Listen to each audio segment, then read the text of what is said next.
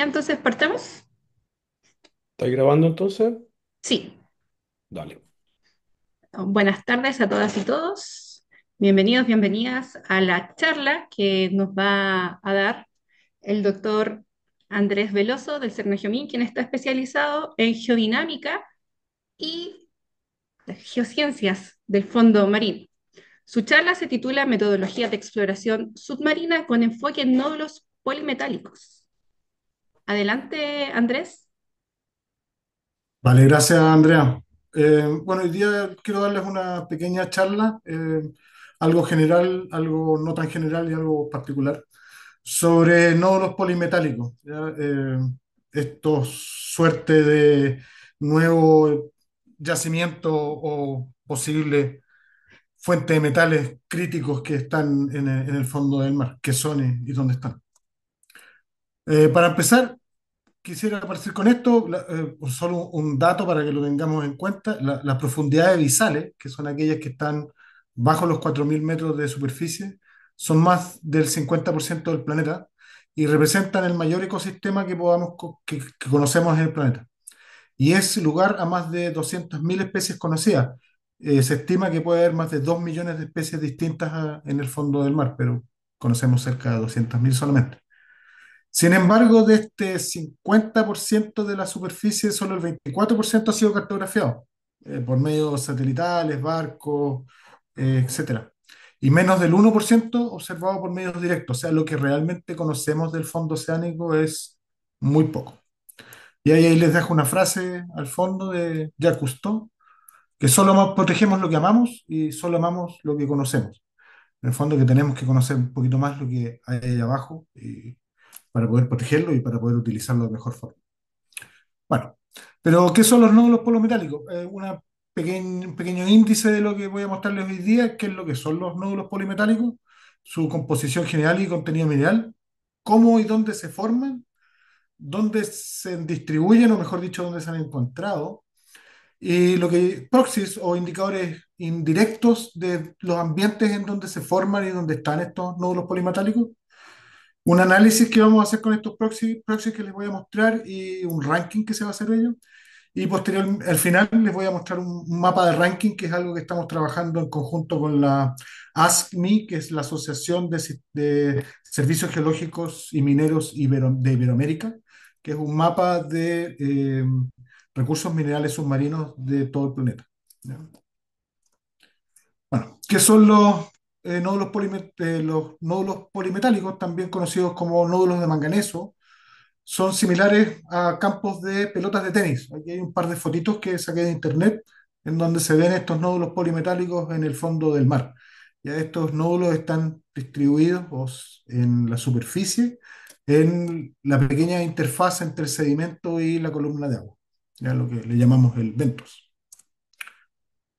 ¿Qué son? Son concreciones formadas por capas concéntricas de hidróxidos de hierro y de manganeso alrededor de un núcleo. O sea, tenemos un elemento, puede ser un clasto o un fragmento de algo o un fósil o alguna otra cosa, que sirve de nucleador. Y alrededor de ese nucleador van a ir creciendo estas capitas concéntricas de hidróxidos de fierro y de hierro, perdón, y de manganeso. Y eso va a depender de si crecen, y después lo voy a mostrar un poco después, por distintos procesos. ¿Ya? Un proceso que van a tomar los elementos desde la columna de agua y otro que los van a tomar desde el sedimento. Este proceso es súper lento, es alrededor de 1 a 2 milímetros por cada millón de años. O sea, para tener una capita de 5 centímetros se necesita bastante tiempo, ¿no? 5 millones de años, por lo que van creciendo muy, muy, muy lento. ¿Ya? Son también excelentes registros paleoclimáticos, a pesar de que representan pequeñas concentraciones concéntricas, por lo que es difícil trabajar con ellas, pero el registro paleoclimático que tienen es importante. Y también tienen concentraciones significativas de metales críticos, y es por lo que generalmente uno se interesa por ellos, contenidos de cobalto, níquel, cromo, tierras raras, entre otros elementos. Los nódulos polimetálicos más estudiados son los que están en la zona de Clarier-Clipperton, que es una zona que está entre Hawái y México, una zona que es regulada por Naciones Unidas, que se le llama el área. así de simple, el área. En esa área hay varias empresas y países trabajando tanto en el desarrollo tecnológico como en el desarrollo de exploración de estos nódulos polimetálicos. Aquí hay unas fotitos de esos nódulos, si se fijan, en cada uno de ellos hay un pequeño nucleador al centro, algo como un plastito o un fragmento de algo que sirve para nuclear y estas capas concéntricas van creciendo alrededor de ese núcleo. ¿Ya? Y tiene contenidos significativos de cobalto, cobre, níquel y otros elementos. ¿Ya? Esto es para lo que se ha estudiado en la zona de Clair-Clipperton, ¿ya? La composición específica de los nódulos de manganeso depende mucho en dónde están. Los nódulos que se han encontrado, por ejemplo, en la India, en el mar Índico, tienen composiciones distintas a esto, con más fierro, con más cobalto, pero menos níquel, y así sucesivamente en distintas partes. ¿Ya? Lo más cercano que se ha encontrado como un yacimiento probable es la cuenca del Perú, pero en la cuenca del Perú los contenidos de cobalto son bastante bajos. ¿Cómo se forman estos nódulos polimetálicos? Principalmente por dos procesos. Un proceso hidrogenético en el cual se absorbe material desde la columna de agua, ¿cierto? Se forman estos óxidos de manganeso e hidróxidos de fierro y van formando estas pequeñas concreciones por un proceso que van tomando los elementos desde el agua de mar. Y posteriormente por un proceso diagenético en donde hay una removilización de los óxidos de ferromanganeso y los hidróxidos hacia formar nuevas eh, cos- capas concéntricas alrededor de los núcleos. Entonces tenemos un proceso hidrogenético, que es el primer proceso, que es donde se toman los elementos desde el agua de mar, y un proceso diagenético, que es un proceso ya posterior, sin que pare el proceso hidrogenético, por supuesto, en donde se toman los elementos desde el sedimento mismo. ¿Cuáles son las condiciones para formar esto? Bueno, necesitamos bajas tasas de sedimentación, primero, para que los nódulos no se cubran y puedan seguir absorbiendo elementos tanto desde la columna de agua como desde el sedimento que está no consolidado. Si están cubiertos ya pasan a un horizonte reductor y en ese horizonte reductor ya no se forman estos hidróxidos y óxidos de manganeso. Tiene que haber una alta relación entre óxidos de manganeso y carbonato de calcio, es decir, tiene que haber una abundancia de manganeso con respecto al calcio. eh, es por esto que generalmente se piensa que los nódulos de manganeso se forman bajo el nivel de compensación de los carbonatos, pero como les voy a mostrar un poquito más adelante, no es el nivel de compensación de los carbonatos, no es el factor, sino que es la alta relación de magnesio-calcio. Algunos autores postulan que se fija por actividad biológica, es decir, ciertos entes biológicos como microfósiles son los que son capaces de fijar estos hidróxidos de manganeso, o sea, de fierro y óxido de manganeso. Por supuesto, se necesita un material para el núcleo, una abundancia relativa de manganeso en el agua, corrientes de fondo lenta a medida que no sean erosionados, un sustrato no consolidado para que puedan crecer en ese ambiente y absorber elementos desde el sedimento, un ambiente subóxico, baja cantidad de nutrientes y una tasa de erosión moderada. Entonces, las condiciones para la formación de los nódulos polimetálicos son variadas, es multifactorial y en realidad es difícil determinar cuál de estas es más importante que la otra al momento de formación. ¿Dónde se han encontrado estos nódulos polimetálicos?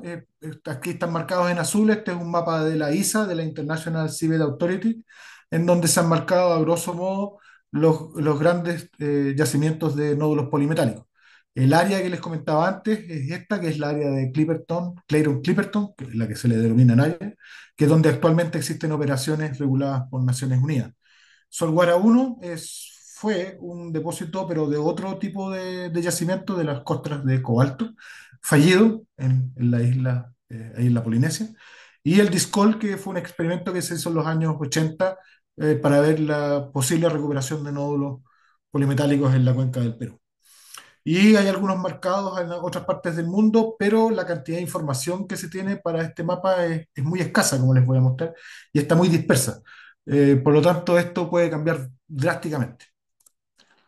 ¿Cuáles son los reportes de nódulos polimetálicos en la cuenca del Pacífico? logramos compilar acá en el servicio reportes desde el año 1962 hasta este año, hasta el 2025, que fue el último reporte en el buque Falcor. Logramos compilar 306 reportes en el Pacífico Sureste, la mayoría por cruceros de oportunidad. ¿A qué se refiere esto? Que en realidad ninguno de estos cruceros iba a buscar nódulos polimetálicos. Eh, Iban a otras cosas, son cruceros biológicos o de otro tipo, y que por casualidad cuando toman su muestra de sedimento o toman otro tipo de muestra, sale un nódulo. ¿Ya? No hay prácticamente observaciones directas. Y solo existen los reportes de las ocurrencias, no de las densidades. Entonces no sabemos si en un punto X recuperaron uno porque había uno, o había uno porque estaba lleno de nódulos polimetálicos ahí abajo, como en las fotos, por ejemplo, que les mostré anteriormente. Hay escasa información de los contenidos metálicos, o sea, hay prácticamente nada de información geoquímica, hay muy poca información geoquímica, principalmente de los años 60, y es bastante cuestionable en algunos aspectos.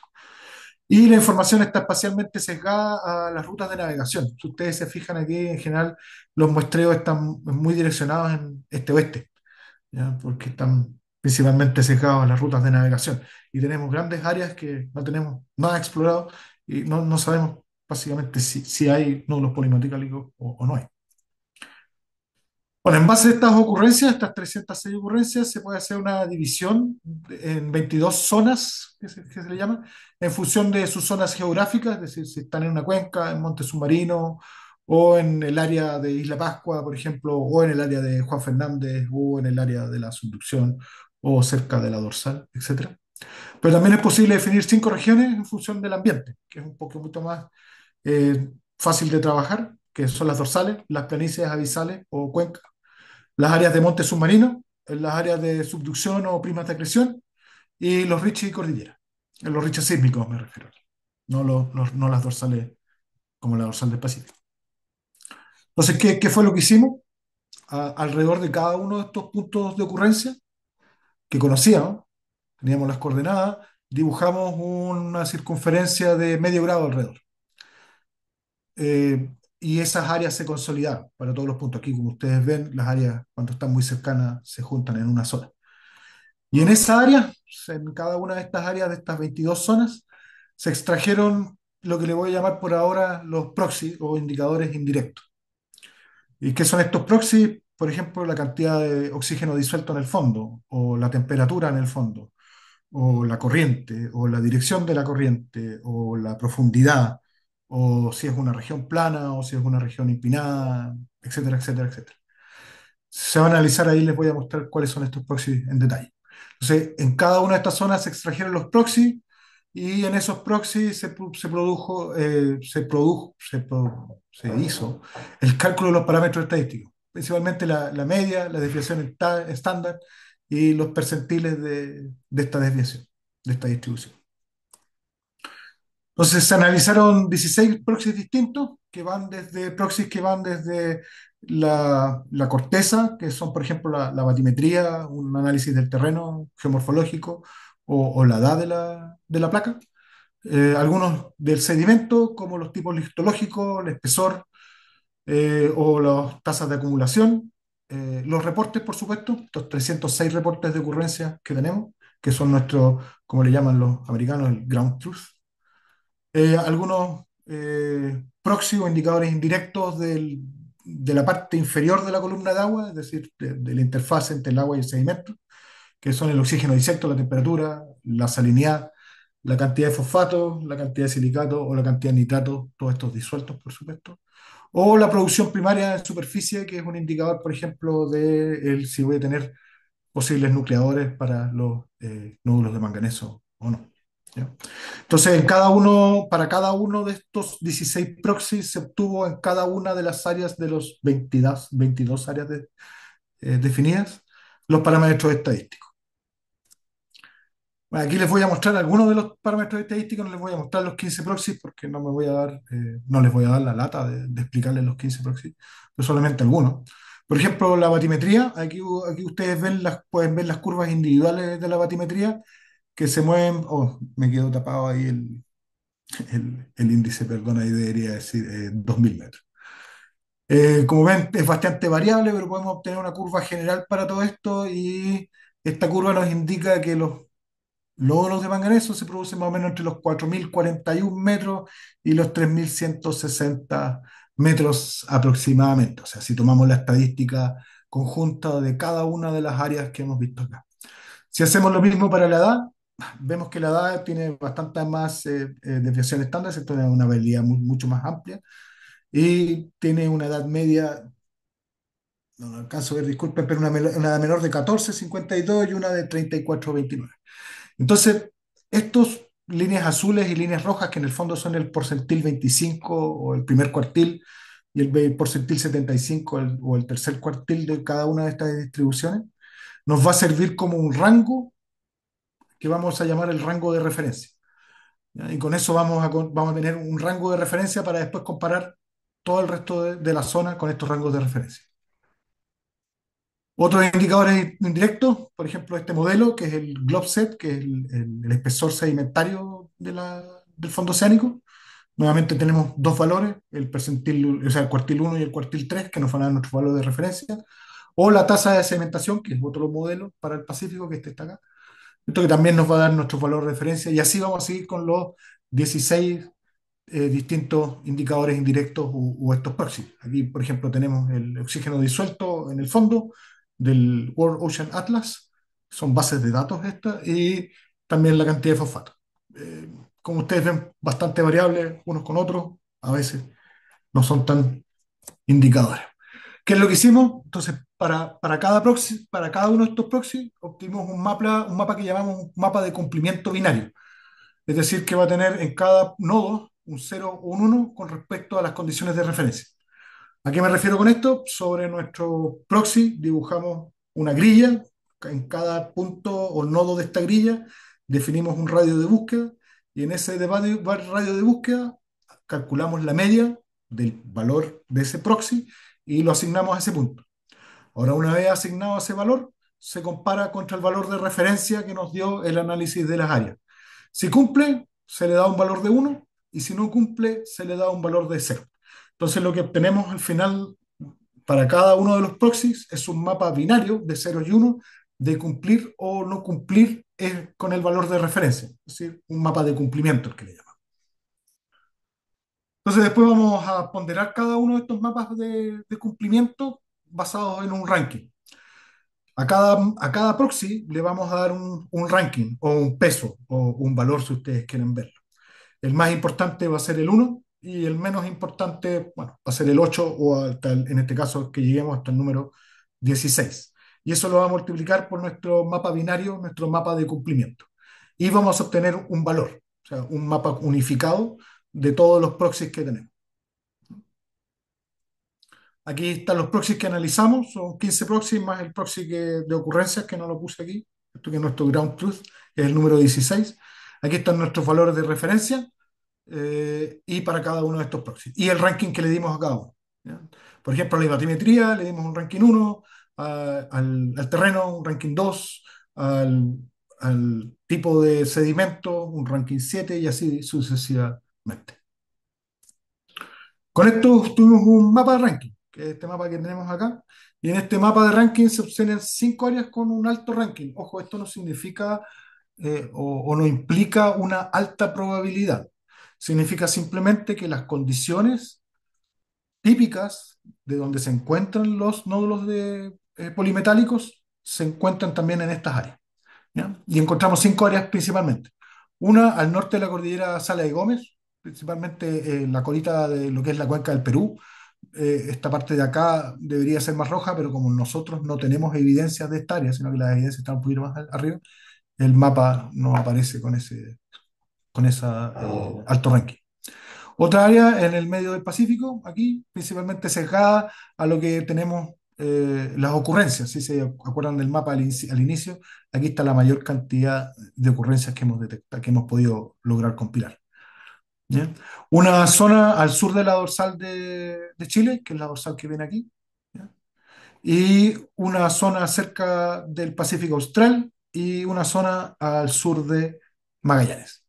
Entonces, estas 5 áreas que hemos logrado obtener con un alto ranking nos indican que existen las condiciones para que existan nódulos polimetálicos. Sin embargo, este mapa de ranking es altamente sensible a cómo asignamos los rankings. A qué proxy le damos qué mayor importancia que otro. Entonces, este mapa de ranking depende de, como dije, la asignación del ranking al proxy.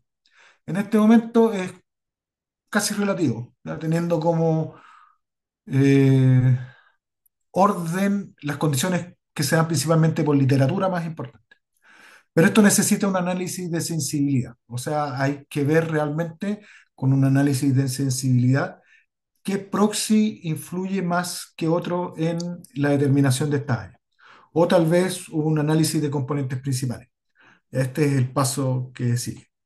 Lo otro que hay que mejorar es la resolución espacial de cada proxy. Muchos de estos proxy o estos indicadores indirectos vienen de bases de datos o de modelos, incluso de modelos satelitales que son extrapolados hacia el fondo del mar. De alguna forma hay que mejorar estos modelos y eso significa incluirle más datos. ¿Ya? Entonces hay que buscar en la literatura más datos para poder alimentar estos modelos y obtener una mejor resolución. Y lo otro es encontrar una grilla de muestreo cuyo espaciamiento y radio de búsqueda se ajuste a todas las escalas de todos los proxies, o sea, a todas las resoluciones que hemos encontrado. En este momento estamos usando como resolución la escala del mayor proxy, que es medio grado. ¿Ya? O sea, este mapa es un mapa a medio grado de resolución. Entonces, ¿cuáles son los pasos a seguir?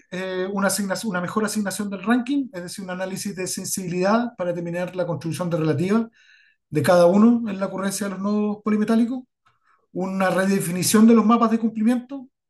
Tal vez deberían considerarse otros parámetros estadísticos, por ejemplo, la desviación estándar.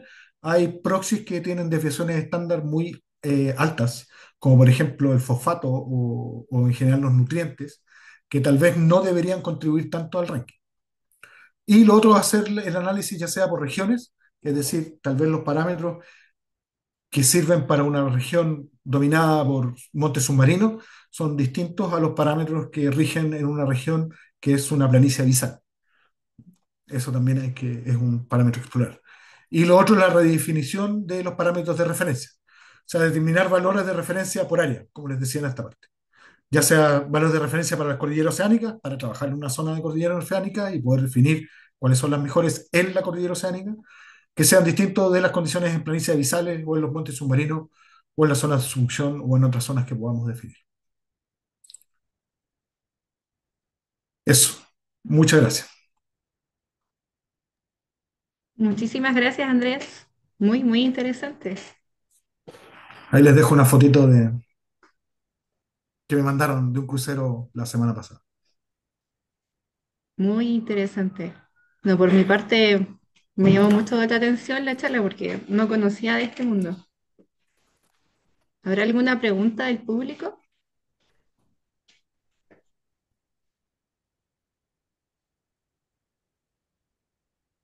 Ya, chicos.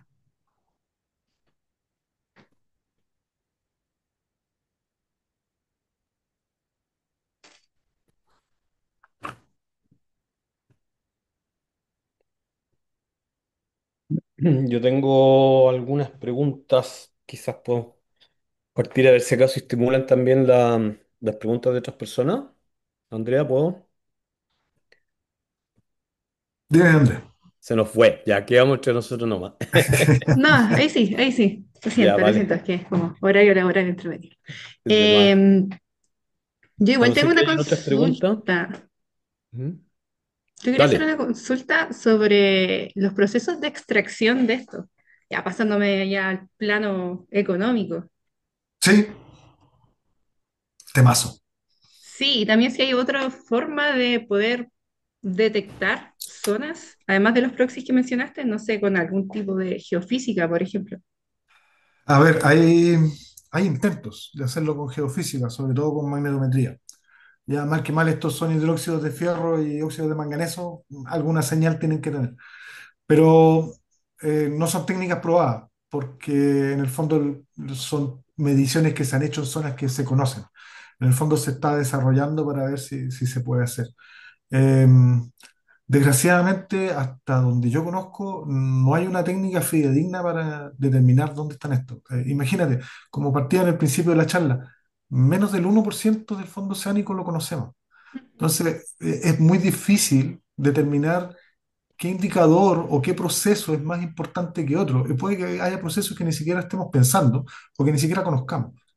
Por ejemplo, la actividad biológica. No sabemos si la actividad biológica juega un rol en la fijación de estos hidróxidos de fierro y óxidos de manganeso.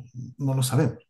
En un principio, por ejemplo, se pensaba que los nódulos de manganeso solamente crecían bajo el nivel de compensación de los carbonatos, porque ahí no podían crecer los carbonatos y como no crecían los carbonatos, crecían los manganatos. Pero eso no es tan así. En el fondo lo que tiene que haber es un empobrecimiento en el ambiente, es decir, en la columna de agua, de calcio. ¿Para qué? Porque tengo una abundancia relativa de manganeso y con esa abundancia relativa de manganeso en un ambiente subóxico, poder depositar estos hidróxidos y óxidos de manganeso. Ya, pero eso es algo que también no hasta hace mucho no se había pensado. Entonces hay varios procesos que no conocemos. Entonces, poder tener una guía de exploración es la torta que todos buscan. ¿Cuál es la guía que nos sirve? ¿Ya? Estamos muy sesgados a lo que sabemos de ocurrencia. Es decir, cuando algún crucero, ya sea que va a buscar o que de oportunidad que recoge un nódulo de manganeso, tenemos la ocurrencia, podemos tal vez incluso hacer análisis químico. Si tenemos suerte y tenemos plata, podemos bajar con una cámara y ver densidad, pero sigue siendo un punto en el océano, literalmente un punto en el océano. Entonces, es bastante difícil determinar qué es lo que importa y qué es lo que no importa aquí. Por eso uno a veces analiza tantos indicadores indirectos. Por ejemplo, en este caso son 15 los 16 los que le he mostrado, pero en realidad yo tengo una lista de más de 30, que sigo analizando uno por uno y en las noches cuando no puedo dormir, los miro y digo, a ver, este me sirve, este no me sirve, este me indica algo, este no. Sí, es bastante difícil. Interesante. Tenemos preguntas del público. Javier Reyes. Ayer. Hola, hola, gracias Andrés por la presentación. Mira, yo te quería hacer dos preguntas. La primera tiene que ver con, no sé si tú tienes algún registro o en alguna otra parte de posible influencia que tenga la pesca de arrastre en dañar el vento, ¿cierto? Y por consiguiente también como los nódulos polimetálicos.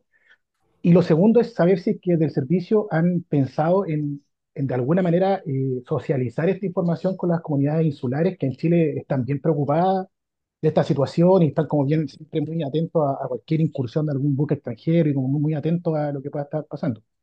Gracias. A ver, te respondo la primera pregunta, lo de la pesca de arrastre y el daño que se puede generar. En realidad la pesca de arrastre, daño al recurso que podríamos llamarle como nódulos polimetálicos no tiene. Ya, son rocas, no las va a dañar. A lo máximo podría sacarla, pero el daño sí está en el ventos, eso sí. Hay un daño considerable al ventos que básicamente es la base de la cadena trófica y con eso para arriba, bueno, tienes todo el daño a la cadena trófica. Eh, Sin embargo, lo que es la pesca de arrastre podría ser homologable o similar a lo que eventualmente podría ser una operación de extracción de nódulos de manganeso. Y eso sí tiene un impacto ambiental gigante. ¿Por qué? Porque existe todo un daño, como dije antes, al ventos y a toda la cadena trófica. Eh, Tu segunda pregunta, que desde Cernagiomys estamos tratando de sensibilizar esta información, la respuesta es un tremendo sí. Estamos tratando de sensibilizar esta información, principalmente estamos sacando brochure, ahora dentro de poco pretendemos sacar un par de trípticos informativos y estas charlas que en el fondo también es para dar a conocer a la comunidad y ojalá al público en general lo que estamos haciendo con respecto a esto. Y lo otro es el gobierno, bueno, no el gobierno en realidad, el Estado de Chile que tiene una política bastante clara con respecto a lo que es la minería submarina, que la respuesta simple es no. Chile es el país que se opone a la minería submarina, de hecho es el que lleva la bandera en Naciones Unidas con respecto a este tema, y es el que ha pedido una moratoria internacional y una pausa con respecto a esto hasta que se conozca más y podamos entender cuál es el potencial daño ambiental que podemos generar con la extracción de estos nodos. Y dado el conocimiento que tenemos del fondo oceánico, para llegar al conocimiento necesitamos industrial para la extracción de estos, va a pasar mucho tiempo. No sé si con eso respondo tu pregunta. Sí, sí, muchas gracias. Para sí, Andrés. Andrés. Súper interesante, Tocayo, gracias. Quizás como para contextualizar sería bueno saber en realidad por qué hay un interés económico, ¿cierto? Porque claramente es súper difícil primero conocer las reservas, por ejemplo, del recurso, es lo que están tratando de hacer ustedes, y obviamente la extracción es súper, súper difícil de hacerla, entonces uno podría preguntarse, bueno, entonces, ¿por qué nos preocupamos de esto? Pero me imagino que es porque realmente la concentración de elementos críticos es Mm. enorme, digamos, la densidad, por así decirlo, de elementos críticos concentrados en estos núcleos es mucho mayor quizás que la que uno podría encontrar en rocas continentales, primero eso. Sí, sí, mira, hay estudios principalmente de fines de los 2010 y algo, o sea, 2017 hasta el 2022 más o menos, estudios variados en la zona de Clipperton, el área que le llaman, allá en México y Hawái, que es el área más conocida.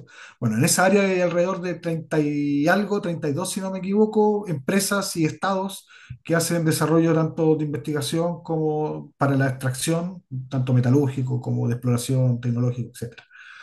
Eh, y se ha estimado que si solamente 5 de los 32 proyectos llegan a funcionar, se tiene alrededor de 3 veces la cantidad de cobalto en reservas que en tierra. O sea, la cantidad, por ejemplo, de cobalto que hay abajo es mucho, comparado con tierra es mucho. Y así podemos hacer el mismo análisis y se ha hecho con el níquel o con las tierras raras. Todos elementos críticos para lo que es la industria tecnológica. O sea, si queremos más computadores, si queremos más teléfonos, si queremos más naves espaciales, si queremos más chips eficientes, necesitamos estos elementos metales críticos. Y las reservas en tierra no dan. Y la verdad que considerando lo que está abajo del océano tampoco da. Aunque sacáramos todo lo que hay abajo y todo lo que hay arriba, las estimaciones tampoco nos dan para el boom tecnológico que necesitamos. Pero es una tremenda reserva que está ahí. Ahora el problema es el impacto ambiental que tiene. Mucha gente, y por ejemplo las empresas norteamericanas, con la declaración de Trump, ¿qué es lo que dicen? El impacto es mínimo porque no hay nadie que viva ahí, no hay personas que vivan ahí. Pero la cantidad de vida que vive ahí, que no son personas, es mucho más.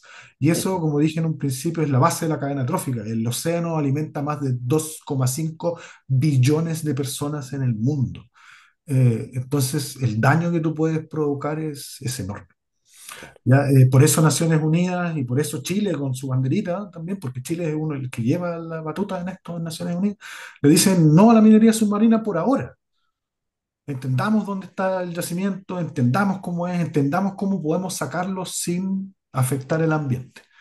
En el próximo mes, en agosto, hay una campaña a la zona de Clipperton, liderada por los alemanes, en donde se va a probar una nueva tecnología, que es básicamente un AUV, que es un robot autónomo que baja la profundidad y este robot tiene pinzas como manos, varias, montones, y los va recogiendo, igual como un pelotero recoge pelotas en una cancha de tenis. Se espera que eso no mueva el sedimento y se espera que no afecte el Ventos. Es un experimento. Vamos a ver cómo les va. Y otra pregunta, Andrés, mostrabas tú en tus mapas, ¿no es cierto?, que entre la fosa y la costa, digamos, en Ujú. los Andes, particularmente en el margen andino, hay muy poco, ¿cierto? Pero yo me imagino que es el área No, no donde es más que haya muy parque, poco, las ¿ya? condiciones tienen bajo ranking. Como dije en Claro. un momento, no, esto no es un mapa de probabilidades. Mm. No confundir, porque uno tiende a pensar de que, claro, mapa de probabilidades, aquí tengo mayor probabilidad de encontrar las cosas. No, no es un mapa de probabilidades, es un mapa de ranking de los próximos, es decir, donde tengo la mayor cantidad de indicadores indirectos que cumplen con la ocurrencia de un nódulo de manganeso. O sea, sí, indirectamente está relacionado a la probabilidad, pero no es la probabilidad misma. Claro, es que por eso, digamos, la duda tiene que ver un poco con la metodología que están ocupando, pero yo me imagino que tiene mucho Ujú. peso el hecho de haber, de que, digamos, en tu proxy el ground truth, como dijiste, digamos, Sí, efectivamente se hayan muestrado nódulos. esta es un Sí, área, ¿no es cierto?, entre la fosa y el continente donde seguro que hay la mayor cantidad de muestreo, no, ¿cierto? no tanto, fíjate, no Ya. tanto. Ujú, O sea, a ver, si vuelvo al principio, esa, por ejemplo, mira, esas son los 300 y tantos muestreos que nosotros podemos compilar. Si usted te fijas en el área económica de Chile, excluyendo por supuesto el área de Juan Fernández, ujú. no es mucho. Claro, pero es que por eso, mi pregunta ahí es, en realidad, eso es, digamos, porque lo que tú tienes ahí son puntos donde, habiendo muestreado, se ha encontrado. Pero habrán Correcto. puntos donde, habiendo muestreado, no se ha encontrado nada, porque me imagino que hay muchos puntos de muestreo, digamos, en esa área, digamos, y no se ha Puede encontrado. ser. Entonces, Sí, es que efectivamente, depende digamos, también hay del un... muestreo. Claro, ya, pero Por eso ejemplo, si indica... tú muestreas con una draga, la posibilidad es baja, pero puedes sacarlo.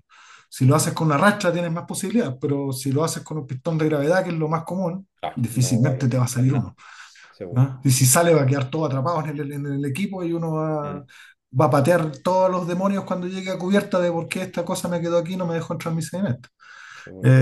Sí, sí. Ujú, ya, claro, es un problema ese por ese lado, ¿no es cierto? Porque, Sí, hay un problema con el muestreo, porque, claro, bueno, tienes es que pensar sesgar que tú al final ya el es análisis. cejadísimo. ¿Por qué? Mm, Porque tienes que pensar que ya la morfología, es decir, las curvas de nivel, si uno quiere pensarlo de alguna forma, ya están muy sesgadas a las áreas de navegación, a las áreas cerca de las costas. En realidad, mar afuera conocemos prácticamente nada. Y eso es lo que se hace con altimetría satelital. La altimetría satelital realmente es bastante mala, tiene una resolución de más de 200 metros. Entonces, mm, y a mm, eso súmale el hecho de que el barco no recoge o no le interesa tal vez el nódulo, tal vez en una operación pesquera, como decía Javier, en una pesca de arrastre sale un nódulo, pero el tipo que anda pescando jurel no le interesa eso, pesca el nódulo y lo bota, tal vez ni lo ah, registre. ujú, Entonces, sí, está muy cercado a lo que sabe, ujú. Ok, pero eso es algo que no sé realmente cómo se podría mejorar. parece no haber cómo. Más crucero Gracias. nomás, más plata, más Ujú. científicos yendo a buscar papitas al océano. Sí.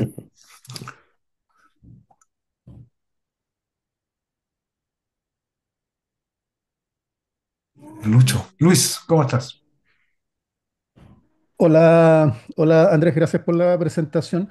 En la misma línea de lo que recién estabas comentando, porque pareciera haber en esto como una limitación en términos de la calidad de los datos que se analizan, digamos. Sí, Eh, Tú puedes hacer toda esta estadística y tratar de ver cuál pareciera tener un peso relativo, contribuir más, digamos, a las condiciones, digamos, favorables, pero parece haber esa limitación. Entonces la pregunta es, ¿a ti te parece que desde la capacidad, digamos, que se pueden desplegar desde un país como Chile, o del Estado como Chile, o los programas que pudieran montarse, qué sé yo, hay alguna de estos proxies que pudieran mejorarse para, digamos, contar con una información que permita de alguna manera hacer algo más que contentarse con lo que se puede hacer con datos que en definitiva no parecen resolver totalmente la situación? sí. En algunas Em, partes, digamos, hay como em, estrategias orientadas como a, no sé, pues con una idea de base. Supongamos que tal factor parece pesar más, tratemos de mejorar la calidad de esos datos, por decir algo. sí, estoy de acuerdo contigo. Hay que mejorar la calidad de estos indicadores indirectos, de todos ellos, ojalá.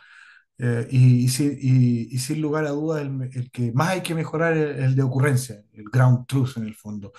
Y para eso, la verdad, la única solución que se me ocurre es tener campañas dedicadas a la exploración de este tipo de yacimientos, ya sean nódulos o los otros que son, por ejemplo, las cortezas de cobalto. Tener campañas que vayan con ese objetivo, porque si tú te fijas en la mayoría de estos 300 y tantos puntos que hemos logrado compilar, son cruceros de oportunidad, muchos de ellos con objetivos biológicos. Entonces, cuando les sale un nódulo, a lo máximo que lo ponen en la bitácula es apareció nódulo. No hacen una descripción, no hay un trabajo detallado por detrás. Entonces, si tuviésemos de alguna forma, ya sea por un plan estatal o por cooperación con otros países, o de alguna forma tener campañas dedicadas a la exploración de yacimientos submarinos, eh, eso aumentaría mucho el dato. Pero nuevamente estaríamos sesgados en las rutas de navegación. El problema es que esta área es muy grande. Son millones de kilómetros cuadrados. Eh, sí, y lo otro es, Si logramos entender qué proxies son más importantes que otros, tal vez tener campañas para medir esos proxies. El fosfato, por ejemplo, disuelto, o dónde está el nivel subóxido, tener campañas dedicar a medir esos proxies. Porque en este momento lo que yo estoy trabajando son muchos modelos matemáticos. O sea, yo les muestro el proxy, el mapita final, pero detrás de cada proxy ha sido una verdadera pesadilla tratar de o filtrar el dato, o entender el dato, o sacar el dato del fondo. Cada uno de estos proxies tiene sus pros y sus cons. ¿Ya? Y claro, poder mejorarlo es esencial. Pero eso, para eso lo único que se necesita son más datos, más datos. Claro, eso es bien interesante porque se podrían, por supuesto, no se puede hacer a lo mejor sistemático, o tomaría mucho tiempo, muchos recursos, pero se podrían elegir áreas de testeo, digamos, Por cuando ya ejemplo, está, por ejemplo, una idea un poco más por refinada de ejemplo, que los mejores pesan más y ir a a ver, validar cosas o a uno, mejorar una cobertura para probar una de si... las cosas que estoy haciendo yo en este momento es tratar de entender qué proxy tiene más peso que otro relativo, este cuento de los rankings. Y una vez entendido esos rankings, como tú bien dices, se puede seleccionar un área, ojalá dentro de la zona económica exclusiva del país, para que valga la pena, y esa área ir a ver qué tan bien nos acercamos con nuestro análisis de ranking de proxy, a ver cuán cerca de la realidad estamos. Y con eso mejorarlo, pero para eso nuevamente la campaña tiene que tener ese objetivo. No puede ser una campaña de ir a tirar el CTD, por ejemplo, o de ir a tirar no sé qué instrumento y miren, oh, me salió un nódulo entre medio. No, tiene que ser una campaña con ese objetivo. Sí, pues yo estoy de acuerdo, o sea, diría más allá, digamos, de este objetivo en particular, el problema que hay en general en la geofísica marina, digamos, que si es algo que se hace como una especie de- Casi de hobby. claro, digamos, si sobra tiempo se hace eso, digamos, es Sí, difícil que se logre, sí. digamos, producir un Eso salto como porque peleamos, somos un grupo chico que peleamos pues, contra dos grupos poca grandes, que son los gente, digamos. oceanógrafos y los pesqueros. Es normal, digamos, pero también pareciera, digamos, que este tema muestra que hay una necesidad nacional que podría justificar, digamos, un esfuerzo más dedicado y no simplemente como algo así como lateral. Sí, Sí, Eso, estimados, gracias. estimados, sobre eso mismo para poder avanzar en nuestra junta y poder también informarles sobre la instancia que vamos a tener en septiembre para conversar estos temas y otros más. Andrés Tazara nos va a informar al respecto. Muchas gracias a todo esto, a los participantes de esta charla, y obviamente al ponente. Gracias, gracias Andrés por tu muy interesante presentación. Tengo algo aquí que me está haciendo como, no es el Nami en la cabeza, pero en una muralla por acá. Disculpen el sonido. Sí, queríamos ocupar estos últimos minutos de aquí a las 3, como siempre en las sesiones científicas de Andesnet, como para poder discutir un poco sobre el avance de nuestra comunidad. Primero que nada, bueno, es fantástico poder ver tanta gente, 21 personas. Yo creo que efectivamente el cambio de horario nos favoreció del final de la tarde a la mitad del día, digamos, la hora de almuerzo. Está súper bien. Creo que hay bastantes personas que quizás no son todavía parte de Andesnet. Lo primero que voy a hacer es dejar acá en el chat un link a un formulario que es el que estamos usando como para poder captar gente, digamos, si se les interesa ser parte de la comunidad y poderse enterar de todo esto. Les pido que por favor lo hagan a través del formulario, es simplemente llenar algunos datos y nosotros los capturamos y después podemos ya incluirlos dentro de la base de datos.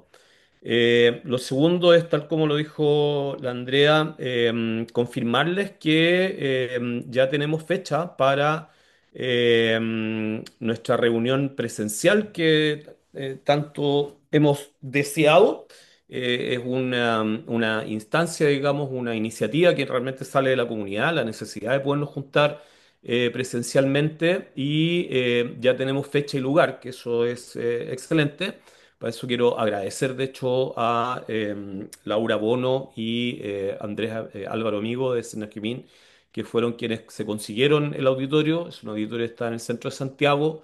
Eh, Después vamos, digamos, ya lo dimos en el mail anterior, pero yo creo que vamos a transmitir ahora de aquí para adelante bastante dónde es.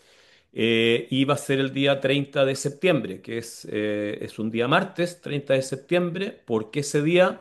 Porque el 1 de octubre, entre el 1 de octubre en realidad y el 3 de octubre en Valparaíso, se realizarán dos simposios que probablemente van a convocar a bastantes personas de nuestra comunidad. La idea entonces es que la gente pueda, sobre todo los que somos de fuera de Santiago y vamos a viajar para ir a Valparaíso, nos vamos un día antes, pasamos por Santiago y participamos de nuestra reunión.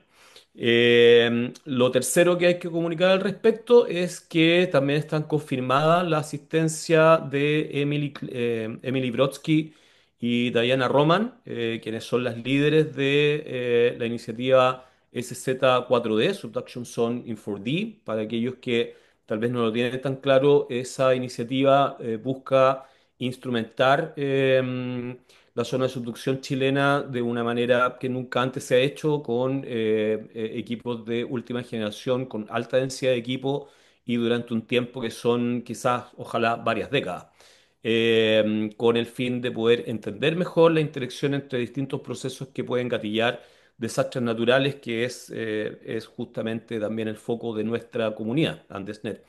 Emily y Diana nos confirmaron a finales de la semana pasada que ellas sí van a venir, que ya están programadas para eso, y creo que es bien importante, porque justamente le da un marco, ¿no es cierto?, que hace más sentido también a esta reunión. La idea va a ser poder discutir con ellas también el avance de CZ4D. En Estados Unidos en general, digamos, todavía están congelados los recursos para investigación. Eso significa que hay dos iniciativas: la creación de un centro de investigación de gran nivel, digamos, relacionado a desastres naturales, y la postulación a los recursos, digamos, para la instrumentación. Están congelados y todavía no están activos, pero esperamos que de aquí a 2 meses, a finales de septiembre, ellas puedan darnos más noticias y poder seguir discutiendo entre nosotros, la comunidad chilena, digamos, y ellos, cómo podemos seguir avanzando en ese marco de incertidumbre, ojalá más liberada, digamos, esa incertidumbre en ese momento, pero seguir reforzando nuestra colaboración. ¿Ya? Así que en lo que viene ahora para adelante, nosotros como comité ejecutivo de AndesNet estamos abocados a tratar de elaborar un programa de trabajo lo antes posible, que sea atractivo para toda la comunidad. La idea nuestra es poder, como digo, combinar un poco esta discusión en digamos, la información que nos puedan transmitir nuestras colegas norteamericanas con nuestra propia expectativa, pero también tener charlas, digamos, científicas, una sesión de póster, quizás, etcétera. Y en estos poquitos minutos que quedan, son como 7 minutos nomás, antes que sea la hora, digamos, completa, quisiera dar la palabra, ahora que ya sabemos, digamos, que vamos a hacer la reunión, que tenemos este espacio para un día completo, digamos, de programa. Sería bueno quizás escuchar la opinión de algunos de ustedes, algunos de ustedes, ¿no es cierto?, respecto a cómo llenar ese programa, ¿ya? Como digo, estamos en un proceso ahora recién de tirar algunas ideas en el comité ejecutivo. Hemos tenido una reunión en la que de hecho yo no pude ir, pero nos vamos a poner las pilas a partir de esta semana, y sería bueno poder recopilar ahora quizás ideas de qué hacer, en qué enfocarnos en lo que va a ser esa reunión. Así que si alguno quisiera opinar al respecto, creo que sería bueno poderlo hacer en este momento.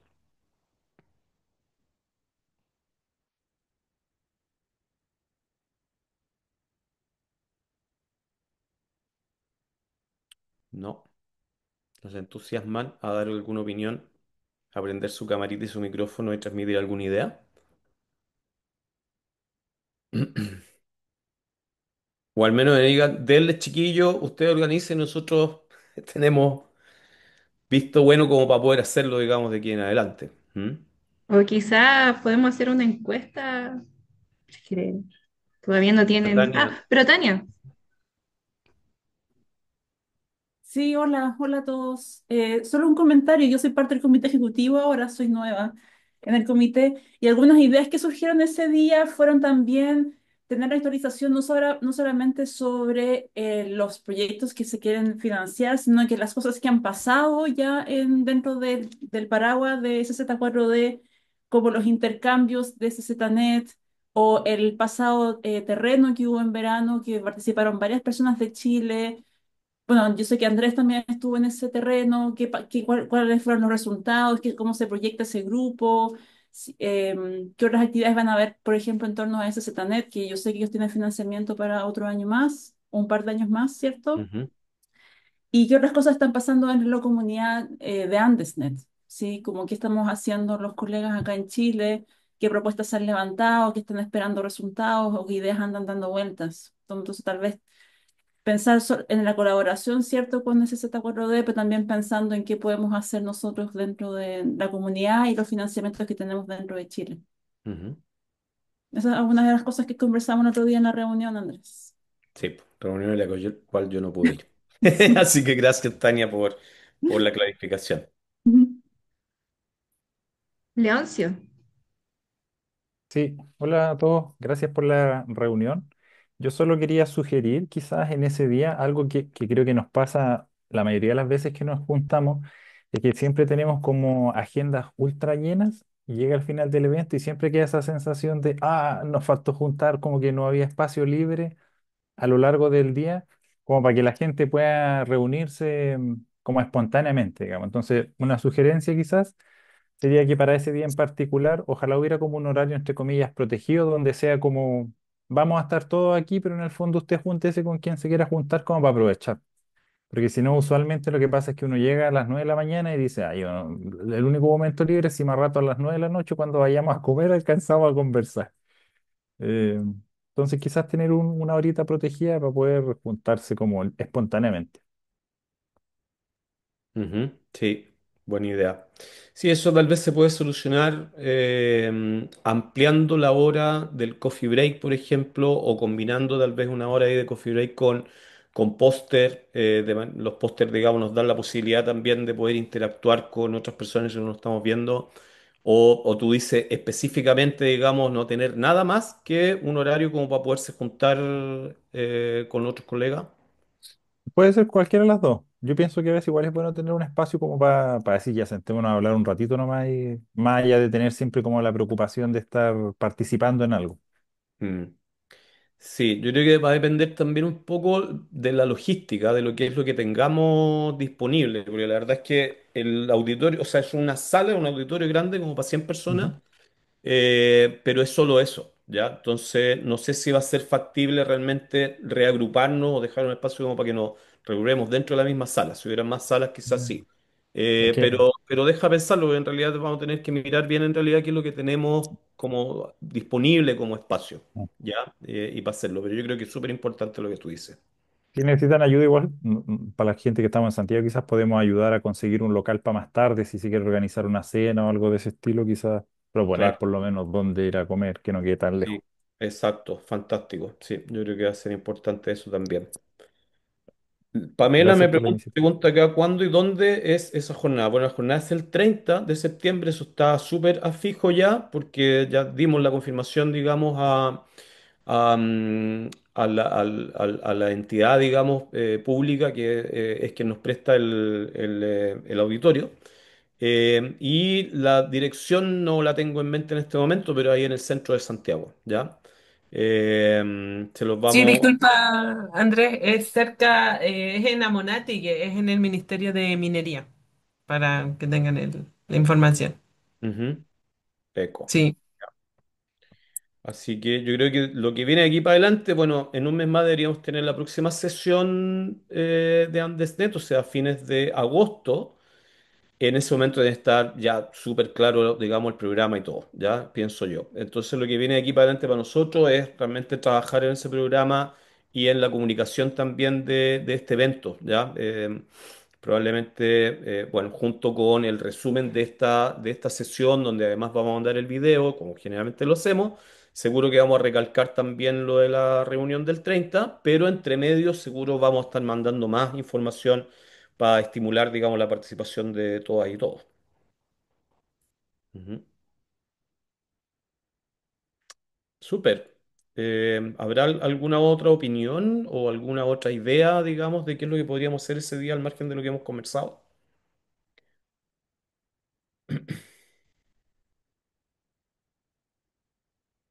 ¿Mm? ¿No? No, Andrés. al parecer Ujú, no.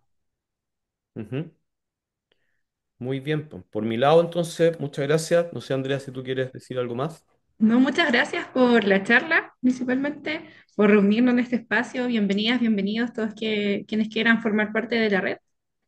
Gracias por su asistencia. Eso más que nada. Ujú. Estaríamos listas, listos. Muchas gracias, que tengan una buena tarde. Igualmente. Bueno, Chao, chao, chao, chao. que estén bien. Chao. Chao, Chao, Tardes. chao. chao. Chao. Chao, gracias. Bueno, también. Grande Andrés. De ahí hablamos más.